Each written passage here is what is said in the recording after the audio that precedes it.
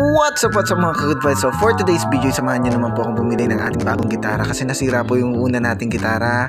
At yan po yung montage, yan po yung napili nating gitara. At para may lahat po sa inyo ang buong story, ay po kayo, samahan niyo ako sa ating pamimili. Ito po si Kuya Mark, nag-ready na. Let's go! Sarap!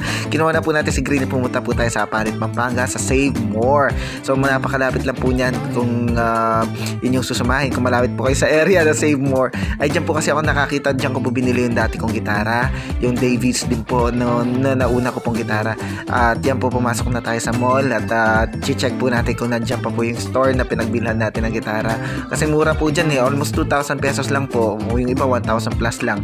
Tapos yung Davies 2,000 pesos lang po. Sa kasawiyang palad po ay wala na po yung dating musical store na pinupuntahan at binibilhan po natin dito sa Save More, kaya napalitan na po siya ng ibang shop.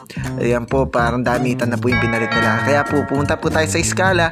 Yan naman po located din po sa Apalit, Pampanga. Paglampas nyo po na Save More, kung galing po kayong Bulacan, yung first na right na kanto. Kung galing naman po kayong San Fernando, yung left po pala. Kung galing kayong Bulacan, right po pala pag galing kayong San Fernando, yung kanto po na papasukan ninyo. Kung galing kayong San Fernando, bago mag-Save More, mag-right na kayo. Tapos kung galing naman yung dating palengke po na sinira po nila, na nilipat nila, bali yung po yung kantuhan po nun. Kung galing naman po kayong Bulacan is left side. Ayan po yung nabili natin. Wow, amazing. Napakaganda po yung print niya, di po ba? 2,200 lang po yan. Kasama na po yung isang set pa na string, tsaka yung kanyang kahas. Kaya napakamura po, sulit. Napakaganda po talaga ng gitara. Yan po, so sa beginner pong katulad ko is dapat lang po yung mga ganyang gitara, kasi yung iba pong mga gitara umaabot na 5,000, 6,000, 10,000 hanggang 80,000 na mga quality na guitar. So habang nag-aaral po tayo, dapat ganyan po muna yung ating gamitin. So let's try. Ayan po si Kuya Mark, excited na kasama si Botchog para testingin ang ating guitar. Sarap!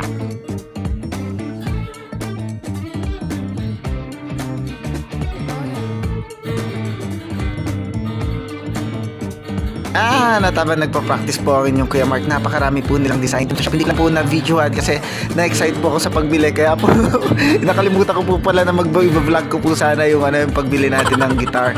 So, ayan po. Sana nagustuhan niyo po yung ating video today. At kung gusto niyo po bumili ng guitar, dun po sa Scala, sa Apalit, Pampanga, marami po silang option.